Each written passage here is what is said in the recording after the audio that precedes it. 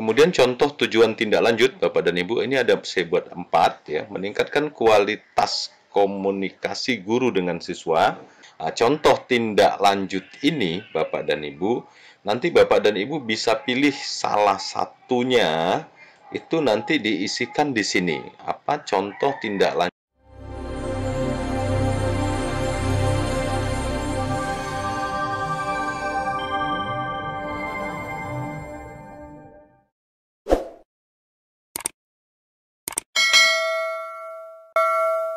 Assalamualaikum warahmatullahi wabarakatuh, Bapak dan Ibu. Selamat datang kembali di channel saya, Adi Edukasi Channel. Dan selamat bergabung bagi Bapak dan Ibu yang baru saja menemukan channel saya.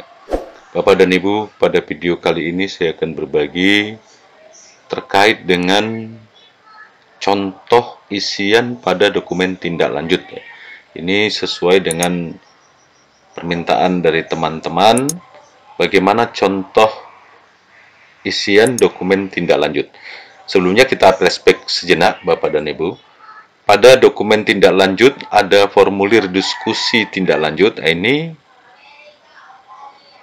mengisi refleksi daripada pelaksanaan kinerja selama observasi praktek kinerja. Jadi saya akan membuat beberapa contoh di sini, Bapak dan Ibu. Kemudian apa tujuannya? Kemudian kalau waktu ini sudah jelas tidak perlu contoh yang signifikan karena pasti sudah jelas Bapak dan Ibu. Kemudian apa dukungan yang dibutuhkan untuk melakukan upaya tindak lanjut. Oke Bapak dan Ibu, langsung aja. Di sini Bapak dan Ibu saya sudah membuat contoh isian dokumen tindak lanjut observasi di PMM ya. Pada dimensi manajemen kelas, subindikatornya keteraturan suasana kelas. Suasana kelas yang kondusif untuk proses belajar dengan minimal gangguan yang mengalihkan perhatian peserta didik dari aktivitas belajar. Ini contohnya Bapak dan Ibu. Pada keteraturan suasana kelas ada 3 fokus perilaku. Ini saya buat contoh daripada 3 fokus perilaku dari keteraturan suasana kelas.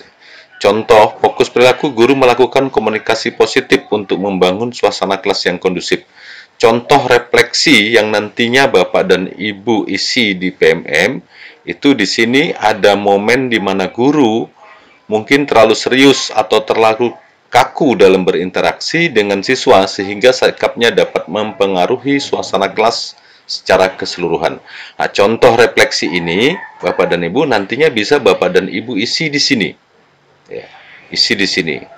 Kemudian contoh tujuan tindak lanjut, Bapak dan Ibu, ini ada saya buat 4 ya, meningkatkan kualitas komunikasi guru dengan siswa, menciptakan suasana kelas yang lebih kondusif dan positif ya, membangun hubungan yang lebih dekat dengan siswa, menciptakan lingkungan di mana siswa merasa didengar atau dihargai.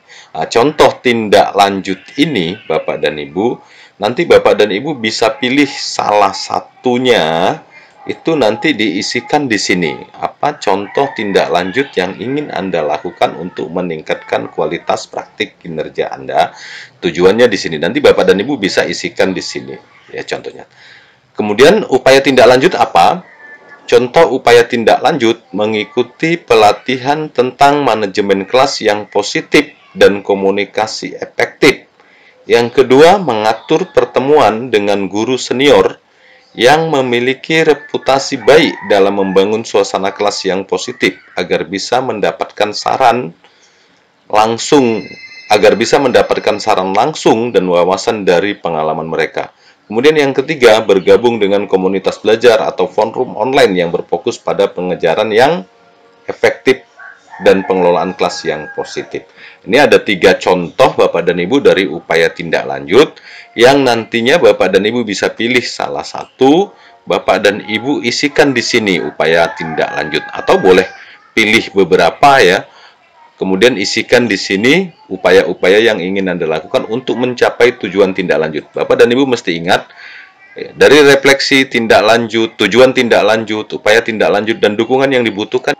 Ini harusnya ada keterkaitan ya Bapak dan Ibu. Jadi tujuan tindak lanjutnya apa, upaya tindak lanjutnya apa, kemudian dukungan yang dibutuhkan apa. Di sini misalnya membutuhkan akses terhadap sumber daya seperti buku, artikel atau video yang membahas strategi komunikasi positif dan manajemen kelas yang efektif. membutuhkan dukungan atau dari mentor atau rekan guru yang dapat memberikan umpan balik konstruktif dan bimbingan langsung dalam mengimplementasikan strategi baru.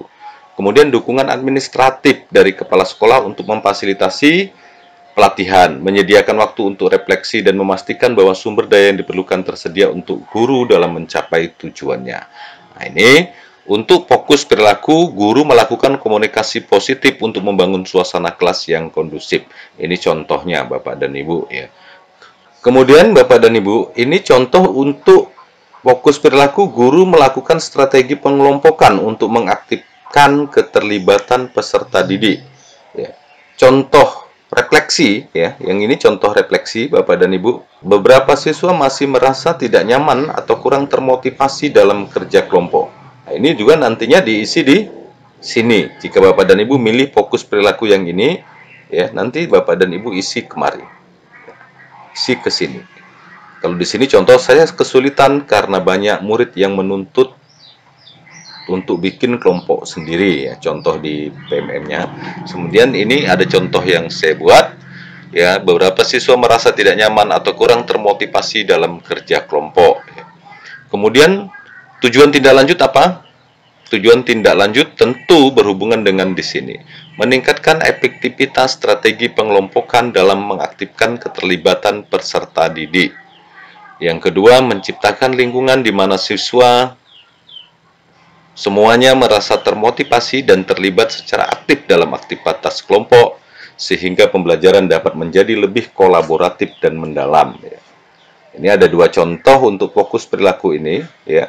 Kemudian Bapak dan Ibu, untuk upaya tindak lanjut mengikuti pelatihan atau workshop tentang strategi pengelompokan yang efektif. Kemudian meluangkan waktu untuk berdiskusi dengan guru senior atau mentor yang telah berhasil menerapkan strategi pengelompokan secara efektif. Kemudian yang ketiga, bergabung dengan komunitas belajar untuk mempelajari praktik pengajaran yang inovatif. Kemudian yang keempat, mempelajari strategi baru untuk meningkatkan keterlibatan siswa dalam pengelompokan. Nah, ini nanti Bapak dan Ibu diisi juga di sini ya, di tujuan tindak lanjut. Bapak dan Ibu silakan pilih salah satunya ya untuk diisi di PMM. Namun Bapak dan Ibu, yang perlu kita ingat, ketika kita telah memilih, maka kita harus melakukan apa yang telah kita pilih tersebut. Misalnya mengikuti pelatihan atau workshop tentang strategi pengelompokan yang efektif. Ya berarti kita harus melakukan pelatihan atau workshop tentang strategi pengelompokan yang efektif. Dan ini harusnya kepala sekolah memantau. Ya. Kemudian meluangkan waktu untuk berdiskusi dengan guru senior. Ya. Tentunya di sekolah kita ada guru-guru senior yang paham tentang penerapan strategi pengelompokan secara efektif. Ya, berarti kita harus melakukan berdiskusi dengan guru senior. Kapan waktunya ini? Antara bulan April sampai Juni atau Mei sampai Juni, itu fleksibel ya. Yang jelas tidak boleh lewat dari Juni ya Bapak dan Ibu. Dan ini sudah nantinya diisi di PMM. Kemudian apa sumber daya yang dibutuhkan ya? Membutuhkan akses terhadap sumber daya seperti buku, artikel, atau video yang membahas strategi pengelompokan yang efektif dan mengatasi hambatan yang mungkin muncul. Kemudian membutuhkan dukungan dari mentor atau rekan guru senior dalam menggunakan strategi pengelompokan, dukungan administratif dari kepala sekolah untuk memberikan waktu dan sumber daya yang diperlukan guru untuk mengembangkan keterampilan dalam menggunakan strategi pengelompokan secara efektif. Oke Bapak dan Ibu, ini untuk fokus perilaku, guru melakukan strategi pengelompokan untuk mengaktifkan keterlibatan peserta didik. Sedangkan untuk fokus perilaku, guru membuat dan mengingatkan aturan atau kesepakatan kelas. Ya, ini contohnya Bapak dan Ibu, guru telah menetapkan aturan dan kesepakatan kelas dengan baik. Ya, contoh refleksinya. Namun ada beberapa kesempatan di mana siswa mungkin lupa atau tidak mematuhi aturan tersebut. Kemudian tujuan tindak lanjutnya apa? Meningkatkan pemahaman dan ketaatan siswa terhadap aturan kesepakatan kelas. Terhadap aturan atau kesepakatan kelas. Menciptakan ekosistem kelas yang lebih terstruktur dan aman bagi siswa di mana aturan-aturan dihormati dan dipatuhi oleh semua anggota kelas. Oke, Bapak dan Ibu, ini nantinya Bapak dan Ibu isi di sini ya, di PMM. Apa daripada refleksi. Kemudian mengikuti pelatihan tentang manajemen kelas yang efektif khususnya dalam penyampaian aturan atau kesepakatan kelas. Ini upaya tindak lanjutnya Bapak dan Ibu, ada 4. Ya, silakan Bapak dan Ibu pilih salah satunya untuk diisi di PMM ya. Oke Bapak dan Ibu, ini contoh upaya tindak lanjutnya ya, ada 4 saya buat. Silakan Bapak dan Ibu pilih salah satunya untuk nantinya Bapak dan Ibu isi di PMM pada dokumen tindak lanjut. Kemudian ini adalah contoh dari sumber daya atau dukungan yang dibutuhkan ya, ada 3. Oke Bapak dan Ibu. Oke Bapak dan Ibu, ini saya membuat contoh isian tindak lanjut observasi di PMM untuk dimensi manajemen kelas ya, kemudian subindikatornya keteraturan suasana kelas. Bapak dan Ibu silahkan gunakan ini jika merasa Bapak dan Ibu ini bisa digunakan, atau paling tidak ini bisa menjadi referensi bagi Bapak dan Ibu yang masih bingung dalam mengisi dokumen tindak lanjut di PMM. Maka ini adalah contoh-contoh yang telah saya buat. Silakan Bapak dan Ibu ATM ya, amati, tiru, dan modifikasi. Kemudian Bapak dan Ibu, untuk dokumennya ini saya sematkan linknya pada deskripsi video ini. Silahkan Bapak dan Ibu unduh. Untuk cara mengunduh dokumen yang terdapat pada deskripsi video, saya sudah bagikan tutorialnya. Silakan Bapak dan Ibu lihat bagaimana cara mengunduhnya ya. Mudah-mudahan Bapak dan Ibu apa yang saya sampaikan ini bermanfaat bagi Bapak dan Ibu. Semangat belajar, semangat berbagi, jangan lupa selalu bersyukur. Wabillahi taufik wal hidayah. Wassalamualaikum warahmatullahi wabarakatuh.